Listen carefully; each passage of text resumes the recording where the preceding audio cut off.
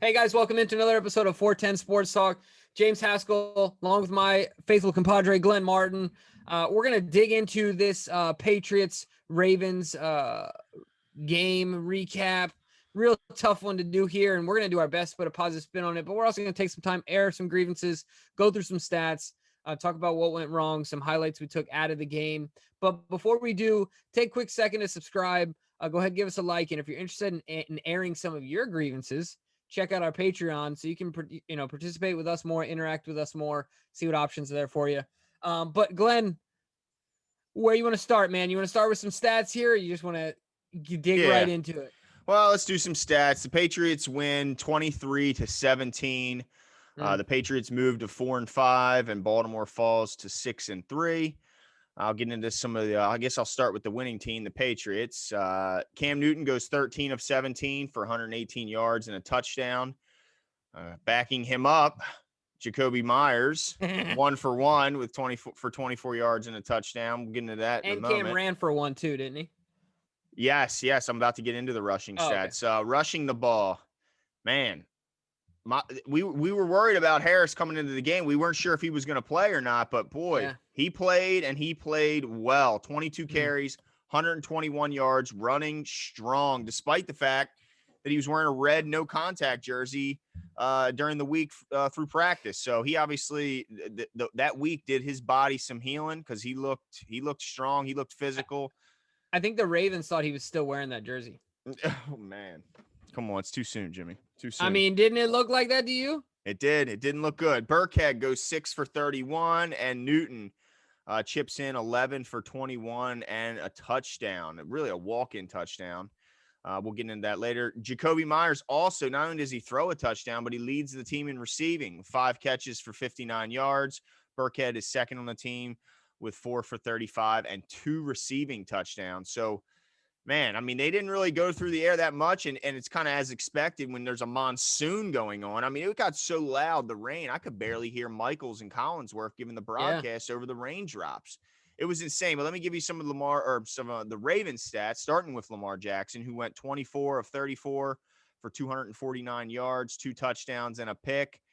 If you just look at the number, not bad numbers considering the rainstorm that he was throwing the ball in. The conditions were absolutely horrible. And as we'll get into a little bit later, the shuffling continues for the offensive line. He also led the team in rushing. He had 11 carries for 55 yards. Gus Edwards was second on the team, 7 for 42. And then Dobbins had 5 for 13. And Ingram, in his first game back from the injury, has just 5 carries for 5 yards. Not the return we were hoping for from Ingram. I'm sure he's disappointed as well. Snead, once again, our big receiver in the room with 5 catches for 64 yards and 2 big touchdowns. Andrews gets huge. Back. Yeah, it was big. And then Andrews gets back into the mix of things. Nice to see. Has 7 catches for 61 yards on 9 targets. So that was kind of nice to see. And then disappointing game for Marquise Brown, Jimbo. And that's where I want to start with my first question. He has just 2 catches for just 14 yards on 6 targets. Jimmy, I'm frustrated with Hollywood, man, because to me, I remember the pass down the sideline where he cannot separate from McCourty, who I'm pretty sure is older than me. And then the other play in the red zone where he had some separation when he released out of his break, but that separation was immediately erased by the cornerback. And yes, the ball was overthrown, but where's the window to throw the ball, Jimmy? Why aren't we seeing Hollywood gaining any separation this season, despite the fact that we all think he's really fast, right? Yeah, I mean, absolutely. It's super frustrating to me that, every week I feel like you said, I find myself more disappointed. I find his value more and more diminished. The short game, he's never really had success for us, never really not us so far, any serious yak ability as of yet. And now Duvernay seems to be our guy in those scenarios. And if not him, it's Snead. And so you're talking about over the top stuff. You need that separation if you want to continue to be our guy for that. But I'll tell you what made me the most mad about Hollywood Brown, and this concerns me for the long term because I'm nervous about his. I hate to say this. I don't want to say this too early. I'm not going to put any labels on anything. But what I didn't like is that when we didn't go for it on 4th down, we were at our like 38-yard line or something like that. But we were in our territory. It was like 4th and 2. We didn't go for it. John Yep. punted it. Lamar was upset. He wanted to go for it. I understand the punt. We're playing a field position game, and we got great. We flipped the field. If we would have held him back there, without, I think they got a 1st down or 2. But the point is that Lamar's running off the field, and if you noticed, he was like upset, but getting over it. And then Hollywood runs up to him and he whispers something in his ear, and then Lamar gets even more visibly upset. Mm-hmm. So he's feeding off of Marquise. Mm-hmm. And Marquise is obviously not saying anything positive. To me, I realize that's the nuance and it was just like a 2-3 second thing. But that concerns me because that negativity is in Lamar's ear, complaining all the time. If that's only 2 seconds of it, how is it all the time? Like, how do you see them? Like, well, we don't know. I see what you're saying, but we don't know for sure what he said. I mean, clearly they were both frustrated, and I think they both wanted to go for it. But on that drive, I remember that drive very, very specifically.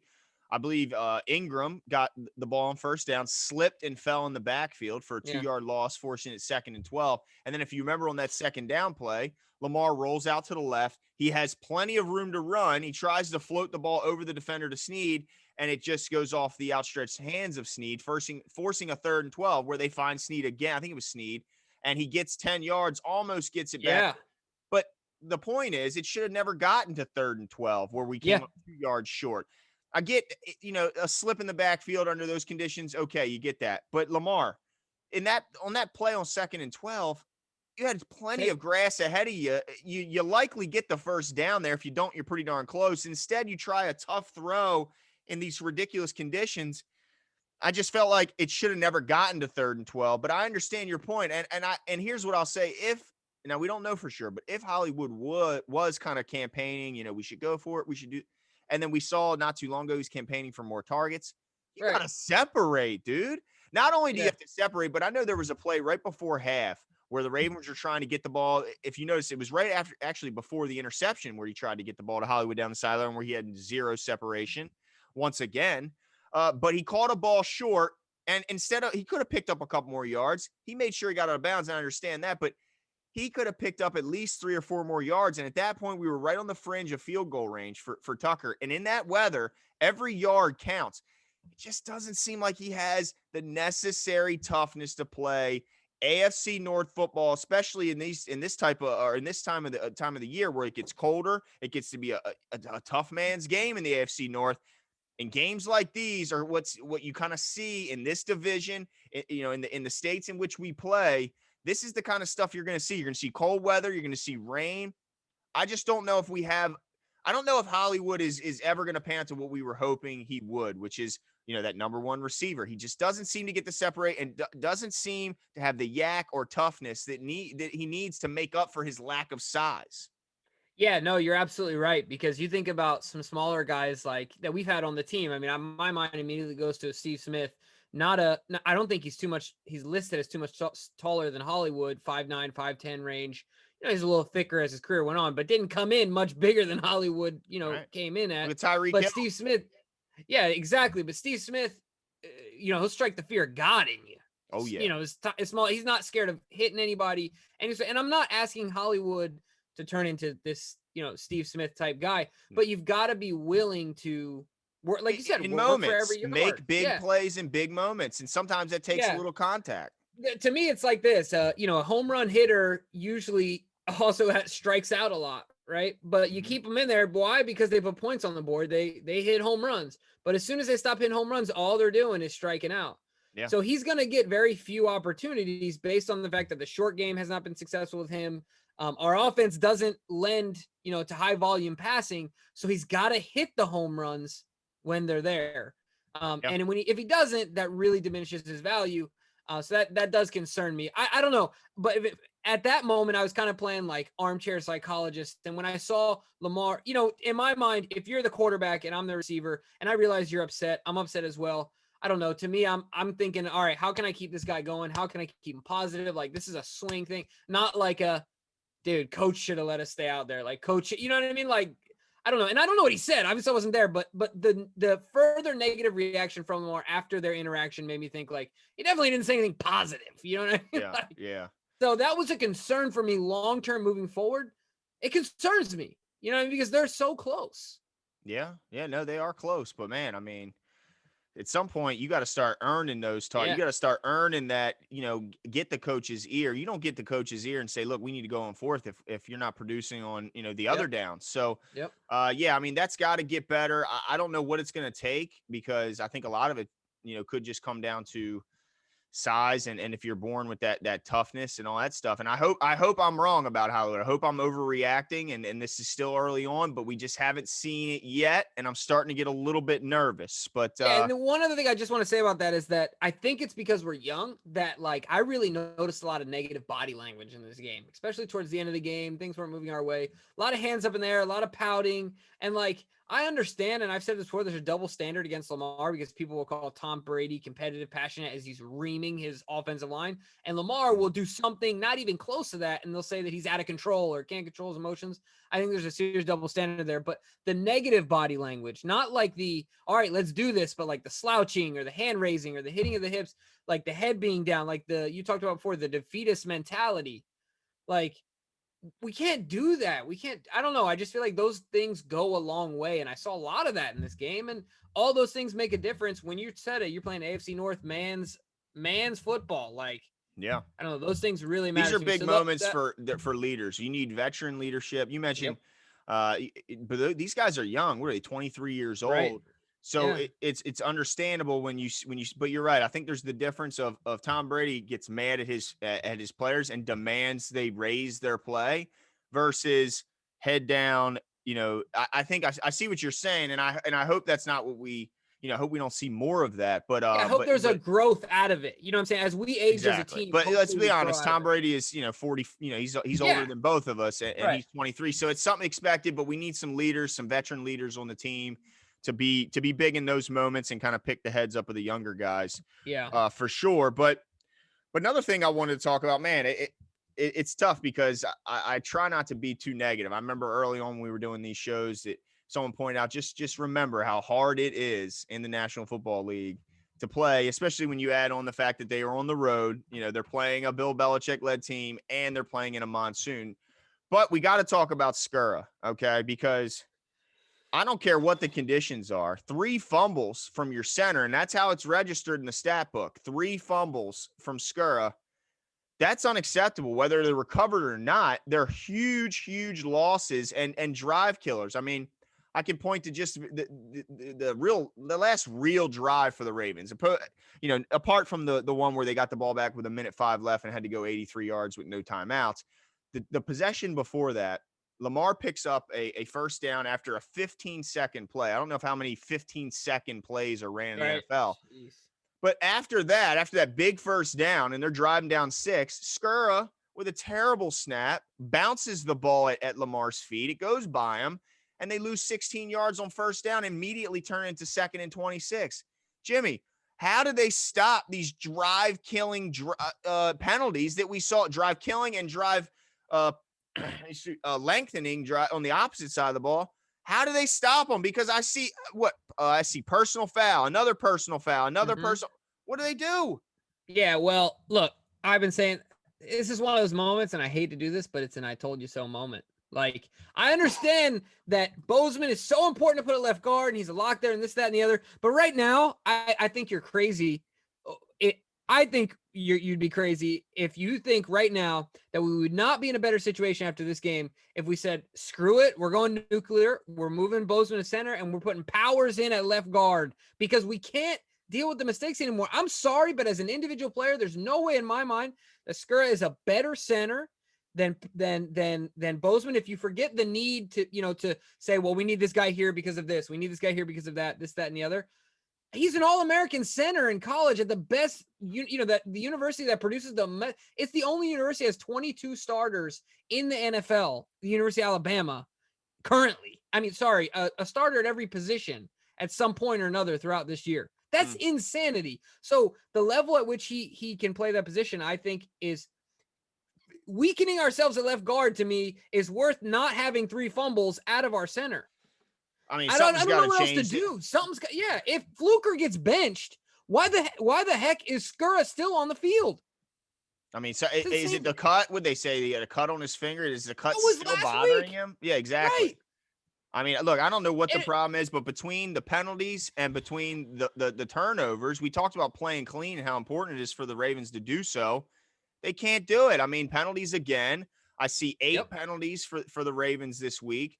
For another, I mean, we talked about how the Patriots are really good at not beating themselves. They have 3 penalties for 18 yards. Jimmy, we have 8 for 64. And what did they say? That will be if they end the season with under 4 penalties average per game, that will be the lowest since like 1979 or something like that.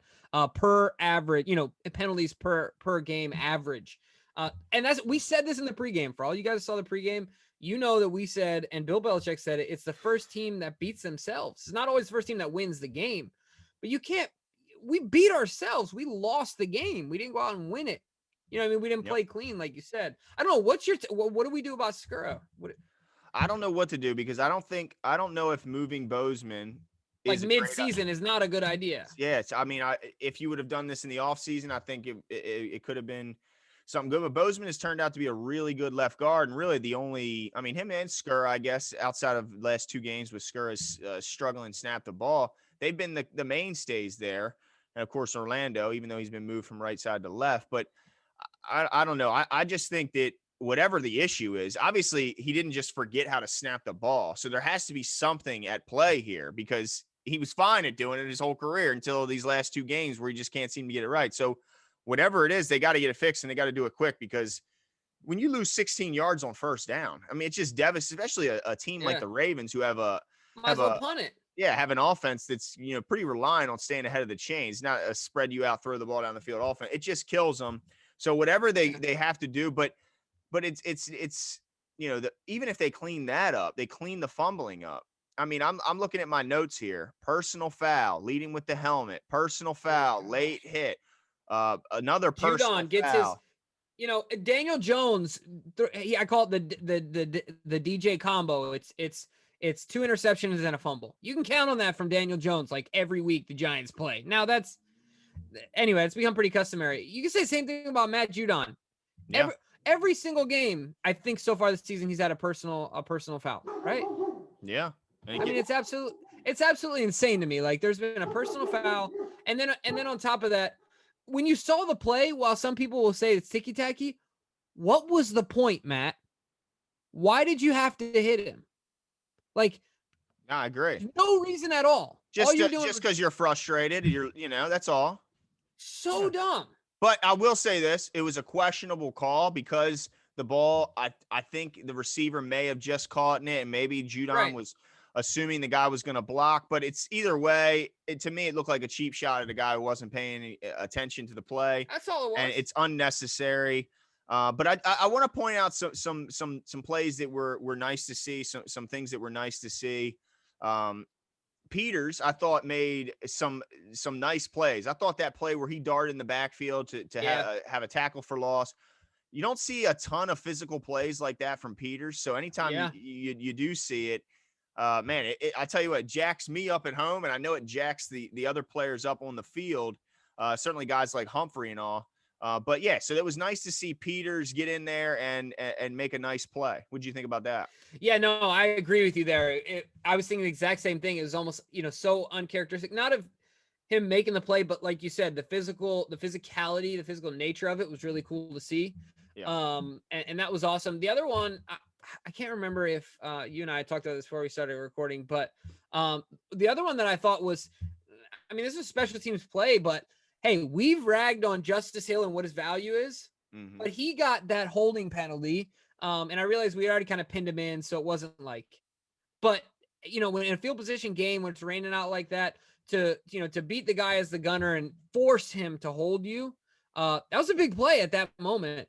To be able to make their field position even worse. So I wanted to point that out. That kind of counterbalances Justice Hill because on the first punt of the day, he interferes on a fair catch and gets ridiculous. A bonehead penalty. So, yeah, I feel like he just he owed us one there. That's true. That's a great point. Yeah. It was just so many bad timing penalties, man. It just it's just frustrating because we've been saying this now for multiple weeks, Yeah. and people, people in the comments say, what do they? I don't know what you can do as a coach when you look at the types of penalties that they are. I mean, they're bonehead plays. They're late.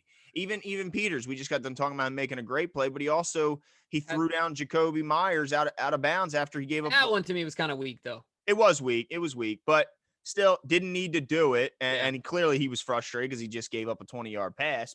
So you just have to, the composure's got to be better. Um, So let me ask you this though. Let me ask you this. I think this is the real question at the end of the day. Mm-hmm. There's levels to this. So like in the short term, this year, can we turn this thing around? Man. Well, here's the good thing. The good news is they have the easiest schedule remaining according to the analytics in the entire NFL. So it's not like they're going through a ridiculous part of their schedule. This should be the easier part outside of the remaining game with the Steelers on Thanksgiving. Not a ton of real tough matchups, not a ton of playoff bound teams. But to be honest, the Ravens, I don't feel 100%, good about playing really any team right now as a Ravens fan. I mean, yeah, we just talked about, you and I have talked about before how the Patriots squeaked out a win against the absolute worst team in the NFL. I mean, the Jets are the basement. Is there anyone worse than the Jets? No. And they had to beat them with a last minute field goal. And we turn around and like every game is its own instant, right? Like every game is its own thing. So you can't always correlate, make these connections. But we just turn around and lost to that same Patriots team that barely squeaked out a victory over the Jets. So it's like, you're right. It's scary. How do you feel confident against it, at this point? Yeah, I mean, each game is going to be a challenge in itself. And especially we touched on this a couple individual ones, but not as a whole. The injuries, Jimmy, are starting to really add up. I mean, unfortunately, Nick Boyle looks like he's likely going to be done for the season with a pretty nasty injury that was it's never good, Jimmy, when the defenders are immediately waving for the opposing, team's medical staff to come on and help. I mean, obviously they heard something, some sort of audible pop or crack. So Boyle looks to be lost for the season. We know the importance of him in our running game, and as of late in our passing game, has been doing a lot receiving the ball. That's going to be devastating. I know that the Ravens brought in, I believe it was Luke Wilson recently, former Seattle Seahawk. Man, that might look more pressing of a signing now, certainly after that. But then you mentioned we don't know what's going on with Fluker. He goes to the bench, whether it was injury or performance based. Makari, I mean, what this guy is a Swiss Army knife. You got to give him credit for his versatility. He starts, he played center last year. He starts at right guard for most of this season. Now he's forced to go to right tackle, and they bring Powers in at right guard. The injuries are starting to add up. Brandon Williams leaves the game. When he left the game, and they called him out quick. Who? Brandon Williams. They didn't wait around, and they called him out relatively quick. But they saw him on side, but his helmet was gone. That's always the telltale sign. If they take your helmet, you're not going back in. They try and hide it from you. But with Brandon Williams out, boy, they attacked the middle of our defense. And man, without Derek Wolfe, that's another guy I want to shout out because we're shouting out some players that had a good game. Derek Wolfe was in there. It's like he's the remaining tower in there with Calais out, Brandon Williams out. I thought that they battled in there. It's a tough situation. I thought Broderick Washington made a couple nice plays, kind of made himself known. Obviously, Matabike has been developing more and more each week, and he's another couple plays. Yeah, he is very quick for his size. I think my brother mentioned, man, he looks like Nada out there the way he can move at his size. Really impressive. But those injuries are going to add up. If Brandon Williams and Calais Campbell are forced to miss next week's game, I mean, the interior of our run defense is going to be tested, and it should be tested often. Yeah, and I'll tell you what, this is the positive.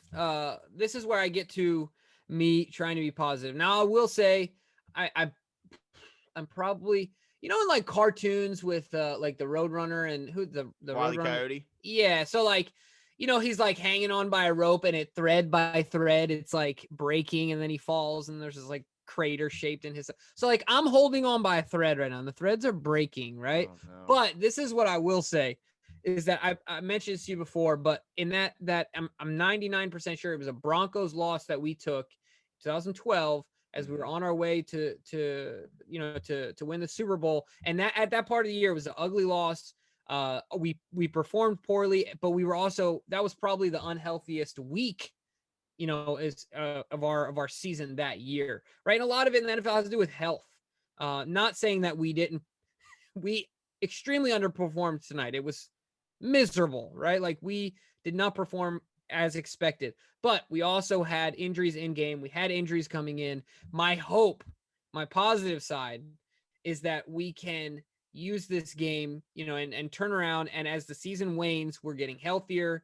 We can try and build and get some momentum. I think that Thanksgiving game to me is going to be huge because I think Calais will be back, and hopefully we'll get some other guys back. So I'm trying to hold on here, right? Like, I'm hoping somebody can send me another rope down and I can climb up that way. Oh But man, well I appreciate you putting a positive spin on it. I mean, obviously, I had big hopes coming into this game. I picked the Ravens to win out a couple weeks ago, and that there goes that. But boy, yeah, I mean, we got the Titans coming up next week in a game, yeah. kind of a revenge game. And man, if they don't have Calais Campbell, Brandon Williams, L.J. Fort, Jihad Ward again, Jimmy Jimmy Smith. Smith. Man, are we going to see Derrick Henry running wild in Baltimore like we saw last season in the playoffs? I certainly hope not. That game is big, man. It really, And outside of and these now next two, we got an easy schedule. Our last four being the Cowboys, Browns, Jags, and Giants. Very winnable games. But these next two, Jimmy, if they don't at least split, you're starting to worry about the playoff picture. yeah, especially with how the Browns win today 10-7. Nonetheless, it's a win. The win's a win. And then You know, in the now we're both. Patriots, if they can keep this method, I think they can win an awful lot of games down the stretch. Oh, you do, huh?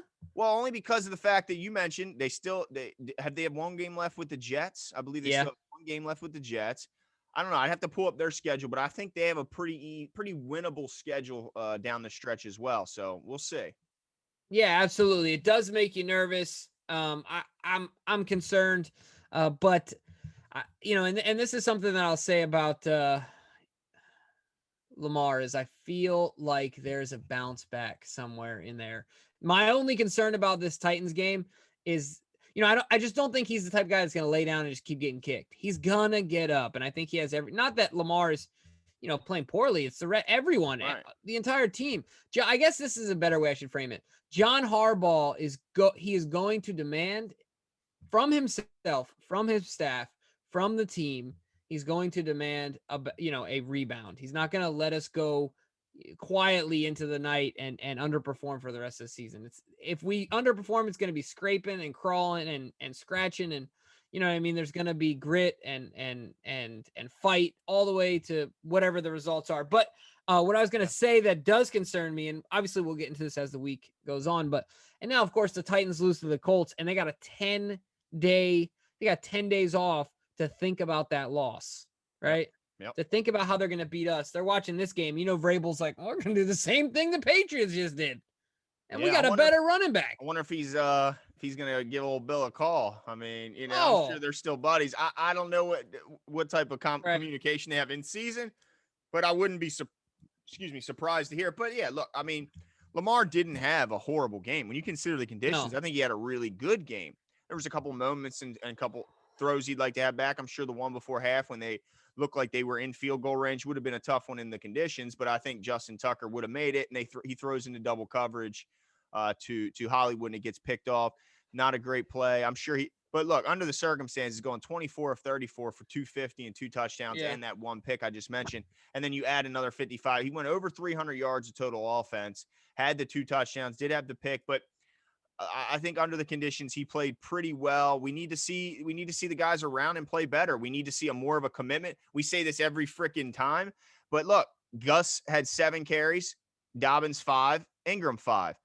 Is that enough? Is 17 carries by your running back enough when you look at across the way and you see I'm tired Harris? of Lamar. Yeah, I'm tired of Lamar being the leading in rushing attempts every game. Every game. I'm tired of it. And people can say that, well, at the end of the day, they had 34 passes and 28 rushes. Not all 11 of Lamar Jackson's. As a matter of fact, the majority of Lamar Jackson's 11 carries were off throwing plays that he turned into running plays. So I think that number, at least 5 or 6 of those, maybe more, actually go down as passing plays in my book rather than running plays. Still not getting the commitment I want to see out of the rush attack. Roman, please run the ball. Run the ball, Yeah. man. Run the ball, eat the clock, do what the Patriots just did. If you're going to throw it, here's what I like to say. Let me just say this because I hope they're still sticking around because to start the game, I love the quick passing from Lamar. If you're going to pass, And either read and play react. Read and action. react. Yeah, either play action if you want to set up like a deep ball, run a play action to buy him a little bit more time, free some linebackers, or get the ball out quick. He had so many plays in that first drive where he got the ball out quick to Andrews, he got it out quick to Duvernay, got it out quick to Snead, threw a running back pass to Ingram, which was nice for a first down. Getting the ball out of his hands quick. If you're going to have a traditional drop, drop back and pass.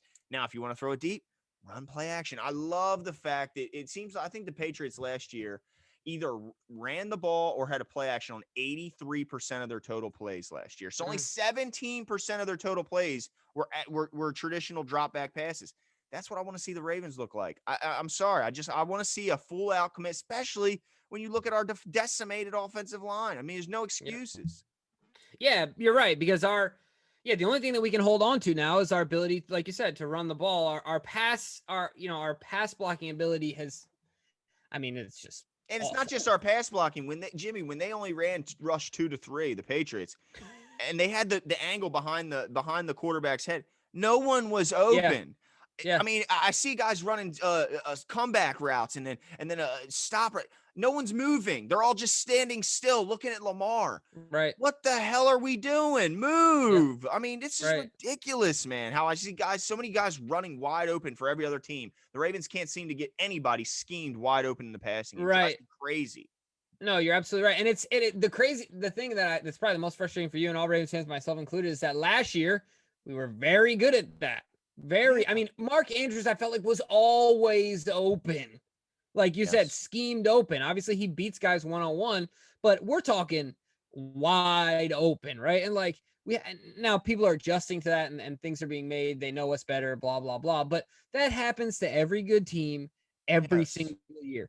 You see Drew Brees, 2 centuries now, his guys have been getting wide open, right? Yeah. Like, so yeah, I'm with you 100%. I mean, if I, like we talked about, we're trying to stay as positive as we can. My hope is that we get healthy at the right time. I think that the Thanksgiving game is going to be everything, So big, right? man. Like everything. It Even if just we don't win the amazes me, division. man. It just amazes me how it's just weird. How can Greg Roman lead this team to the most incredible offensive season we've ever seen in Baltimore, and then the very next year it looks as if I don't know, I, man. It I, it just looks like he's not calling a good game, Jimmy. yeah, I feel like I hate to say this, but I feel like it's not just Roman, but I feel like a lot of folks have rested on their laurels.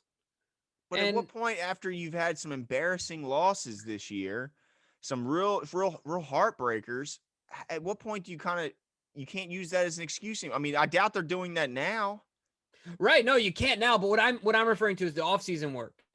Yeah. Like in the offseason, you're like, oh, well, we'll just do this for this. And we'll just, you know what I mean? You feel like you got everything under control. We'll just tinker and mess, fix these few things that went wrong in the Tennessee game and we're good, right? Where like, Andy Reid is sitting at the beach in a Hawaiian shirt, drawing plays in the sand with his Oh yeah. toes, right? Yeah. Like that's just what he's doing because that's how he's built, right? So like, I and I mean, don't we think don't the know. stuff's We don't know what they could have been doing that as right. I'm well. making a lot of assumptions here, But the but one assumption that I didn't like early on in the season is that, well, we know we can run the ball, so let's work on other stuff. Really? Because right now, I don't know if we know that. I mean, we go into right, that game, yeah, we're the number one rushing team in the league, but we come out of it with just 115 yards rushing, and that's right. with our quarterback, 11 carries for 55 yards.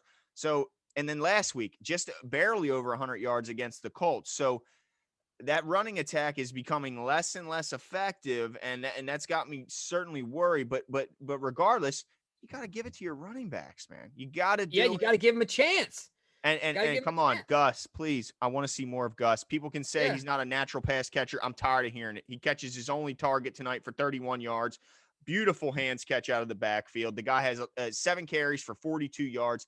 Give Gus the freaking ball 20 times a game. Oh my goodness. I get so fired up, Jimmy. I didn't want to be negative, but I get so fired up talking about these Ravens. Yep. No, I'm with you 100%. And you know what? I also, hindsight is 2020, right? And I love Patrick Queen, but I think that we're learning as a team. That's my hope. I wonder how different the emphasis on the interior of the offensive line will be in the upcoming draft next year, whatever the results may be this year, right? Like I said this before, a lot of people said it was a reach to go after Cesar Ruiz in the first round, as early as we did. And it ends up that the Saints took him in the first round. But for us, even if we reach on these interior guys, it means so much more to our system based on our quarterback and the system that we run, right? So yeah, it might be a reach to other teams, but not to us, because now we got free agents, undrafted free agents on the offensive line, and we're depending on them instead of first rounders. And so I don't know. I also like the Hayden Hurst trade made a ton of sense. Right now, it's killing us. Hindsight is 2020. With Boyle, with Boyle right, it's going out. even worse. Ugh. Once again, hindsight's 2020. Not saying that I don't want JK. Don't get me wrong. Right. But man, it is hurting right now. And I bet you he wouldn't mind being back in Baltimore either. right now, being down in Atlanta, man. Yeah. But either way, at the end of the day, all these things I'm saying are hypotheticals and rear view. But I agree with you 100%. It was a super frustrating game. I mean, extremely frustrating. If you are a Ravens fan and you didn't finish that game frustrated, I mean, you have some incredible mental fortitude or patience, or I don't know, or just a heck of a lot of faith. Let me ask you one last question, Jimmy, before we get out of here. Is this going to get easier? As we do this show, as we continue to do this, is that emotional connection going to fade as we get older, or is it always going to be just I'm going to be dreading getting on here after a loss because I'm heartbroken? Will we get over this eventually? Will this be less painful? I mean, I don't think so. No. I don't think so. The only way it stops is if you divest, right? Like watch it less, focus on it. But we're not going to do that. It's not going to happen. Right. Right. And I hope that you guys, for all of you that are still hanging on here, and just ride with us here. Go through it. We'll come out the other side. Yeah, just come here to get your it's like turn on a love song when you just had a breakup. Just come to us. Yeah. It's therapy. Yeah. That's right. And I will say this. I said this earlier. I still have faith in John Harbaugh that he will demand that we turn this around. I feel strongly about that. I like the culture. Still at 6-3. Yeah. Everything's in front of them. It doesn't look great when you come off a loss. I'll give you that. But it's 6-3.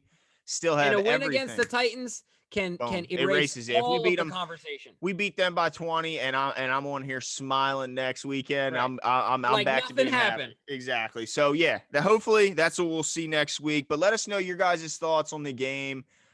Tough one. Let us know your thoughts going forward from here on out. What do we do about the offensive line? Yeah. Injuries starting to stack up. So let us know what you guys think. Again, please hit the subscribe button, give us a link, and check out our Patreon if you want to get more invested in the show. And we'll talk to you later. See ya.